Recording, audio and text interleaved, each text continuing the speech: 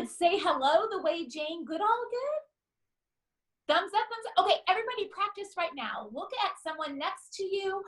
Go ahead, or if you even need to, stop for a second and go outside and practice and say in your loudest voice the way that Jane Goodall says hello. Are you ready? Let's all practice together. Woo, woo, woo, woo, woo! Hello! Yes! Oh, thumbs up, everyone. Awesome work. Okay, everyone, let's dig in and learn about Jane Goodall. Again, the cover of the book, Who is Jane Goodall? And the author is Roberta Edwards, and this is the front of the book. If I look on the spine of the book, I also can see the same information. As I shared with you earlier, this is a chapter book. So let's open up and we see the title page, Who is Jane Goodall? And if you remember last week, we had a dedication page. In this book, there is not a dedication page. A dedication page is who they are writing the story for. But this is a different type of book. It is a chapter book. And if you notice, you're going to see that there is all kinds of information here. And one of the things that you can see is this little C right here. And it says 2012. Does anyone know what that little C stands for? That's right, copyright. It stands for the copyright. That means that this book was published in 2012, and it also means that all of this information was permitted to be published. So copyright means that we can't copy or share any of this information without permission. So it's very important to remember when you're looking at books, if you're doing research for your classroom, that you make sure you check the copyright. You want it to be the most recent so that you know it's the most reliable information. I also told you it's a chapter book. Here's our table of contents. I'm not going to read all of the chapters to you. I selected some very specific chapters that I thought would give you information about Jane Goodall, about when she was born, about her college life, and about how she had the opportunity to go in Kenya. If this is something that you're excited about, you can continue reading the other chapters about Jane Goodall. Give me a thumbs up if you're ready to begin. Awesome. Okay, here we go. Who is Jane Goodall? When Jane Goodall was a little more than a year old, her father gave her a toy animal. I'm wondering, do any of you have a toy animal? Yeah, okay. Oh, someone said, I have a toy elephant. Love it. That's awesome. So we can make a self-to-book connection. Everyone point to yourself. Self-to-book connection. That means we have something in common with the story. We can relate to Jane Goodall having a stuffed animal because many of us do as well. It wasn't a soft and cuddly puppy or kitten. Can you make a prediction? Can you predict what you think the stuffed animal was? We just read it wasn't a soft and cuddly puppy or kitten or bunny, and it wasn't an elephant. Someone saying a monkey? Well, you're close. It was a chimpanzee, and we're going to learn in a little bit the difference between a chimpanzee and a monkey. It was a big chimpanzee. Why did Jane's father choose a chimp? It was 1935. So that's a long time ago. A baby chimpanzee had been born at the London Zoo. Jane's parents lived in London and followed the news about the little chimp named Jubilee. Why was it such a big event? Well, before then, all the zoo's chimps had been born in the wild in Africa. Jane's toy chimp was named Jubilee too. Turn to someone next to you and tell them what is something that is interesting in what we just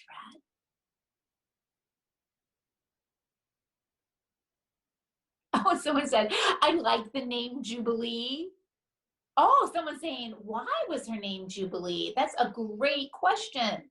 We are going to put that for our wonder wall. Why? What does it mean? That's another great question. I love it. So let's see. So why did Jane's father choose a chimp? Well, it had been born in the London Zoo. Let's practice some good reading skills. It had been born in the London Zoo. And Jane's parents lived in London, but before that, all of the zoo's chimps had been born in the wild in Africa. So I'm using context clues. I'm going back into my story and I'm finding the information to some of the questions I had. So one of the reasons it was so exciting is that this was the first time that a chimp had been born in the zoo in London instead of coming from the wild in Africa. It played music when Jane squeezed its belly. Because Jubilee was so real looking, some people thought that chimp was too scary for a baby. Jubilee might give little Jane bad dreams, but they were wrong. Jane loved Jubilee and took the toy wherever she went. Do any of you have a self-to-book connection? Have any of you taken your favorite stuffed toy with you wherever you go? Oh, someone said, I sleep with mine. I love it. Does a blanket count? Well, it's something that you like to, that brings you comfort. And Jane's chimpanzee brought her comfort. So yes, it counts. Mwah! Kiss that brain again. So as a very young child, Jane Goodall had no idea that she would spend most of her life among chimpanzees, real live chimpanzees. But that's what she did. The chimps that Jane came to know did not live in a zoo. They roamed free in the forests of Eastern Africa. And someone commented earlier, Africa is very far away. It is. Africa is a completely different continent from us, a large land of mass that is different from North America, the continent on which we live. Over time, the chimps began to treat Jane just like another chimp, a tall, funny-looking chimp, because the chimps accepted her. Jane Goodall was able to learn more about these amazing animals than anybody had before. She saw how chimp mothers cared for their babies. She saw how chimps worked and played together. She learned how chimps showed happiness, showed fear, anger, sadness. I'm thinking, those are feelings that I have myself sometimes. Do any of you have some of those feelings? Yes. So we can again make a self-to-book connection. We have those same feelings. Most important of all, Jane Goodall proved to the world how alike humans and chimpanzees are. I'm going to stop for a second because one of our fellow scientists that's joining us online just asked a question. Do chimpanzees have fear? That is such a great question. And I'm going to use something that I just practiced with you a little bit ago. Using my context clues, I'm going to take that question, I'm going to go back into the story, and I'm going to see if I can find the answer to that question.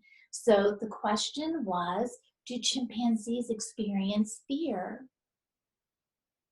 She learned how chimps showed happiness, fear, right there. So yes, they experience fear just like we do. Another self-to-book connection.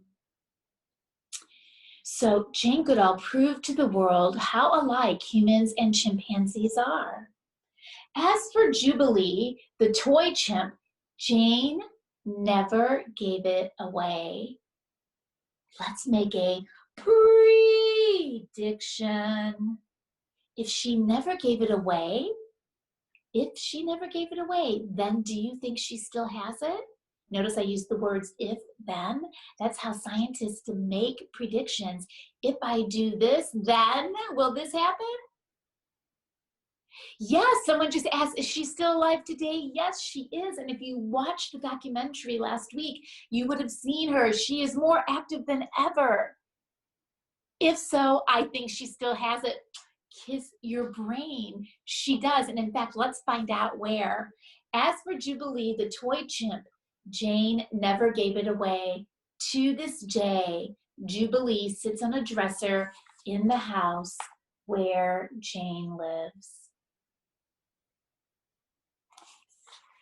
So Jane, and I'm going to do something where I'm just going to tell you a little bit about the next chapters. Jane was always an animal lover.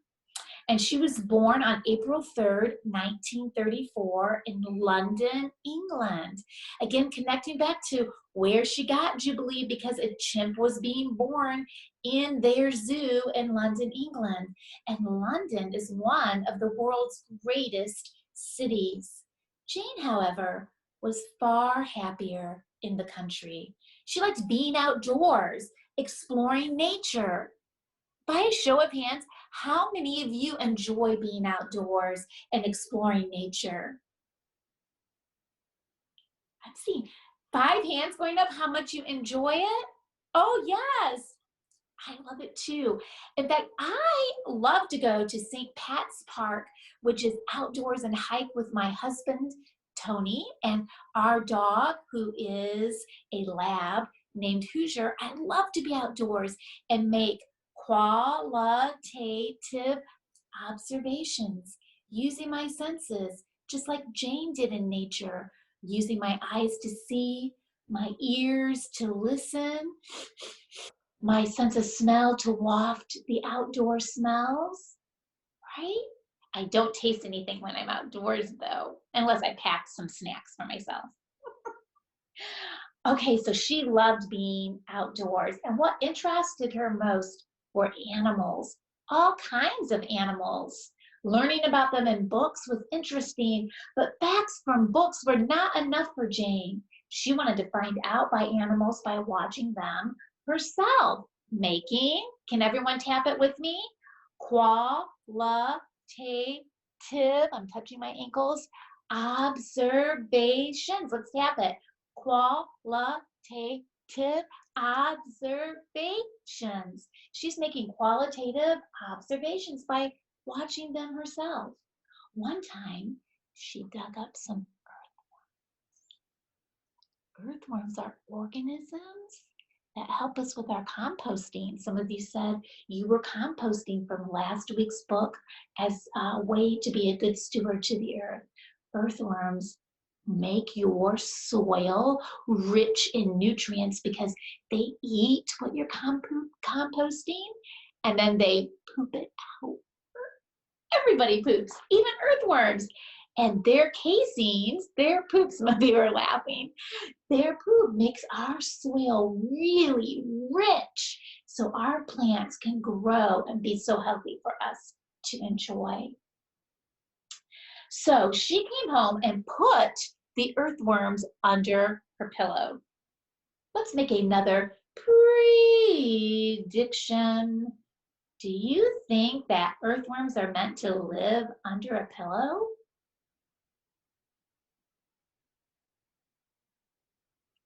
That doesn't sound like a good idea. Someone said, you're right. Earthworms are meant to live in the soil. That's their home. Oh, it would be too hot. Yes, it would be too hot. In fact, oh, did they get squishy? Well, I don't, you know what? I don't know. That's a great question. But I'm thinking, well, I have a great question, really, really quick. It's raining today here in Indiana. How many of you when you've gone outside after a rain, have seen earthworms on the cement? Oh, yes, yes, I'm seeing lots of hands going up.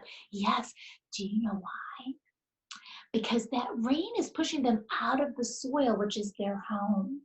And if we do not put them back into, that's how we can be a good steward, we can pick up those wonderful organisms, those wonderful earthworms, and put them back in the soil, in the grass, so that they can tunnel back in and make our soil rich. And yes, someone said, I use earthworms for fishing. Yes, that is another use for earthworms. But if we're not going to use them for fishing, we should put them back into the soil. Yes, so that they can make our nutrients rich, make our soil rich. And if we leave them on the sun, they wouldn't be squishy, they would dry out, and then they would die. And then that whole cycle starts all over again, doesn't it? So let's read on. Her mother explained that the worms need to be in their own homes, and little Jane was disappointed but returned the worms to the garden. Now, the next several chapters give detailed information about Jane as she was growing up and what it was like living in London. And Jane was, after we've gone through several chapters, Jane was getting ready to graduate from high school.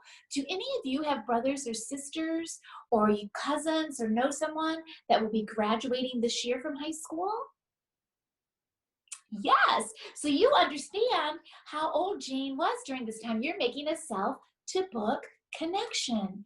Jane was graduating from high school, and although she had been a very good student, there was not enough money for college. College is very expensive. That's a real life experience. So Jane moved to London and took a job as a secretary. The city was a thrilling, I love that word, everyone say it with me, thrilling. Say it with sass, thrilling. It was thrilling, and it was a thrilling city to live in. However, Jane told her mother and grandmother that her work was not thrilling, it was dull. It made her miserable. So what emotion do you think miserable would connect to? Sad, yeah, it made her very sad. So through a friend, she found a job at a company that made documentary films. That's another self-to-book connection because last week we learned about a documentary film about her called Jane Goodall, The Hope, that we had an opportunity to watch on Earth Day.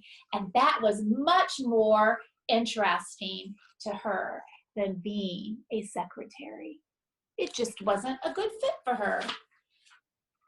Still, Jane never stopped dreaming of Africa, to live there and find work studying animals in their natural homes. The odds were not in Jane's favor. First of all, it was the 1950s, and scientists studied animals in zoos or in labs, not in the wild like Jane desired. Animal scientists had years of education, but as we learned, Jane Goodall did not have a college degree. So how would Jane find a way to live the life she longed for? Let's stop here, and I'd like you to turn to someone next to you and share with them, how do you think Jane could find a way to live the life she longed for?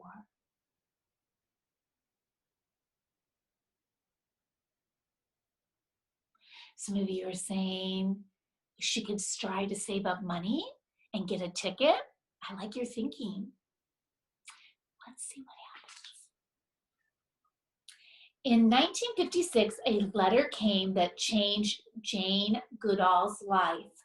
It was from an old school friend named Chloe.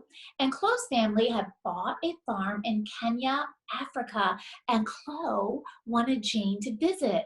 Do you think Jane thought twice about going? How many of you think Jane went right away?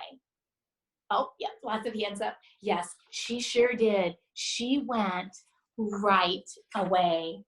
So traveling to Africa was expensive, and living in London was expensive too. So Jane moved back home with her mother. She saved up her money just like you predicted. Mwah, kiss your brain. She saved her money. She worked as a waitress. She was a very good waitress. She could carry as many as 13 plates balanced on her arms. Wow, I don't think I could do that. On March 13th, 1957, Jane's adventure to Africa began. She was turning 23. In England, she boarded a ship that arrived in Kenya 3 weeks later. Took a very long time to travel there. From the city, she took a train inland. It was April 3rd, her birthday. After a long drive on dirt roads, Jane reached the farm in time for dinner and birthday cake. And here's a map so you can see the outline of the continent of Africa, what that looks like. And in this picture is Jane carrying all those plates as a waitress to save her money to go visit her friend, Chloe. That very first day, Jane saw a giraffe in the wild. It wasn't in a cage, it was running by the side of the road. She could hardly believe it. What a terrific birthday present that was. Jane knew that she couldn't stay at the farm for more than a few weeks. She was a guest after all. She didn't want to overstay her welcome. That means stay longer than what she was welcome to stay. So what she needed was a job that would keep her in Africa. And Jane was in luck. At a party, she met someone who arranged a meeting between Jane and the famous scientist, Louis Leakey. He and his wife, Mary, were British citizens, but Kenya was their home. Look how that giraffe is moving. I'm going to pause for a moment. I want everyone to stand up, do a great big inhale, hold for 5, exhale, stand up, and I want you to try to run or gallop like a giraffe. What does that look like? What fun. Okay, sit back down and let's learn just a little bit more about Jane. So Jane, she did get this job and she got to live in the wild. And the rest of this wonderful book gives you lots of detailed information about the chimps that she met, about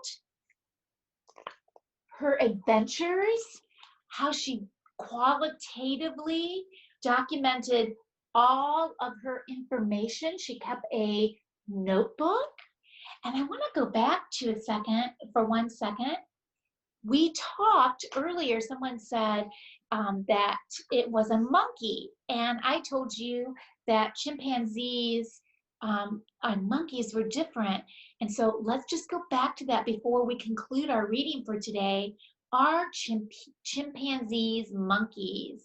No. Most little children will look at a picture of a chimpanzee and say it's a monkey, but chimps are not monkeys. Chimps are apes. Can everyone make it sound like an ape? How do you think it goes? Everyone do it. I see go, ooh, ooh, ooh, ooh, ooh. Okay, awesome jobs. Oh, someone's saying, I just grabbed a banana. Oh my goodness, you kids are great. So chimps are not monkeys, they are apes, and so are gorillas and orangutans. So chimps and gorillas and orangutans are all in the family of apes. Monkeys have a tail, as you can see in this drawing, but apes do not have tails. Almost all kinds of monkeys do. Apes have strong arms. Can everyone flex their muscles? Show your strong arms.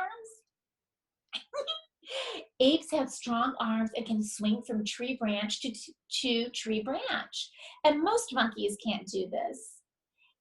Most monkeys run along the tops of the trees. Wow, that's amazing. Ape skeletons look very much like human skeletons. So that's the bones that are left, skeletons. How many of you have seen pictures or maybe actually a skeleton? Yes, yes. So a self to book connection. So monkeys, apes, and humans all belong to the animal group called, get your snappers out, primates. Ready? Primates. One more time. Primates. We are all primates. So we are relatives in the animal kingdom. I encourage you, if you want to learn more, to take a look at this chapter book, Who is Jane Goodall, and learn all about her life. And now we're going to go to Miss Allison from the Elkhart Public Library, who is going to tell you about some online resources for you to use. Take it away, Miss Allison. Hello, it's good to be here. I'm Allison McLean from the Elkhart Public Library, and like I said last week, although the library doors are still closed, the library is still here for you, and you can access books like this one online with your library card number. And we even have this very book. If you loved Lisa's reading of it and you want to read the whole thing yourself, I will show you how to do that. I'm going to share my screen here. If you missed it in the last video, this is the Elkhart Public Library's homepage, myepl.org. And by clicking on this orange bar at the top, you can fill out a quick little thing to get a library card number if you don't already have one. And you can do this from home. And so that's great. We can get to books even from our homes. And so when you go with your card number to the Libby or Overdrive apps, you'll find this very book. We own it in Overdrive. So with your card number, you can get on a device and read Who is Jane Goodall and find out all for yourself how the book goes. For a younger reader, we have another book about Jane, and this one is quite a bit shorter and more colorful illustrations for younger kids, and it's called I Am Jane Goodall. And I love these biographies. They have great illustrations and they're very engaging for kindergarten through second grade, maybe even younger. This one, as you'll see, is already checked out. So somebody got excited about Jane Goodall and is reading this book now. So if you want it, you can place a hold and then they'll let you know when it's ready for you. So these books here in Overdrive, sometimes you'll have to wait, but they are worth the wait. Let's see. So for older readers who like to know more about Jane Goodall, I highly recommend this book called Primates. And it even goes beyond the life of Jane Goodall, and it includes two other female scientists who also studied apes. And so I loved reading this one. It's a graphic novel, so you'll want to read it on a pretty big screen if you can, because you'll see the beautiful illustrations. And it tells about the lives of 3 different female scientists, and Jane Goodall is one of them. And if you just want to learn a little bit more about chimps, we have one other resource here.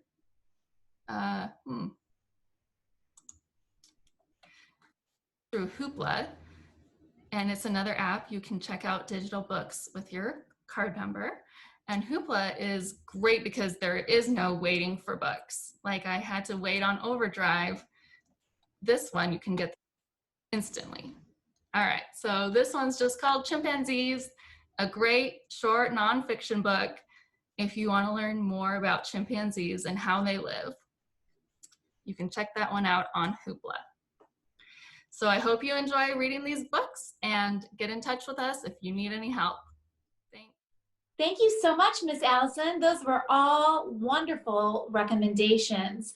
And I love that there are so many options for you to be able to read right away things that you're excited about. I wanted to share one more resource with you this week. We will have online a resource for you where Jane Goodall herself will read one of her books to you. And that link, you'll be able to click right on it.